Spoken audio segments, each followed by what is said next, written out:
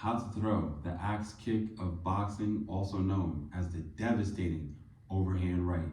Hello, Earthlings. Oh, Ultraviolet Ronald from the Bronx here. We're gonna get right into it. So we're right in that boxing stance. Nice, comfortable, and relaxed. And the first way you wanna think about it is if the person is throwing a lazy jab and their hand doesn't go right back to their face and it drops down, or when they're throwing it, they're doing a bow and arrow effect to time it. And the way you're gonna time it is to break the center line by stepping to the left. And as you're stepping to the left, your hand is coming over in a corkscrew, all right? So the whole purpose, as the overhand intends, is to go over that punch and that guard. So usually you hit them right here on the top of the forehead or right on the temple. But you gotta be very careful because it's very easy to break your hand on this type of punch. But if you land it, it is devastating. Usually ends up in a knockout. You can watch fights with Gennady Golovkin, Sergio Martinez, and Marcos Maidana. The way they would set it up and throw it, it was almost impossible to block. So yes, the first way, you're stepping to the left, okay? Or you can step in more explosively. And you see, I'm breaking the center line and my eyes is looking down. So you're not gonna expect the punch to come up. And you're timing it as they are throwing the jab. All right, now the second way is more in a windmill fashion. You see, the first way was more of a corkscrew.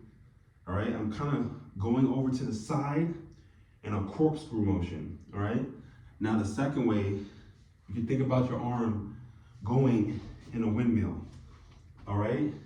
And you're gonna completely go around the guard, and that's more like an axe kick, but with your fist. And what makes this extremely hard is that it doesn't matter what you do, if they're in your line of sight, they are going to get hit with it. And the best way to set it up is through a feint, all right? And you're coming in with a jab. And as you're coming in with that jab, they take that bait, boom! And you're coming up and over. And once you clock them there isn't much you can do.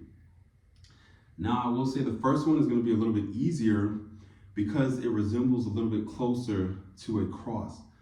The only little key difference is that you see, like as if you're doing a karate punch like this here, you're doing that, but as you are coming up and around that jab, all right? So you see my elbows here, it ends off up, all right, and to the side. That's the difference as opposed to straight and like this here. And then the other one, when you're throwing it and I'm stepping, you see I'm going around in like a windmill circular motion. So it's going around and over. And this arc is a lot harder to anticipate. And of course, it's really coming from above over the top. So when it hits, you can't really block it unless you just get out of the way entirely. So hopefully this helps. Practice, practice, practice. And thank you for joining me on this journey to Ultraviolet. Always be a student to the game and always work towards becoming your greatest version.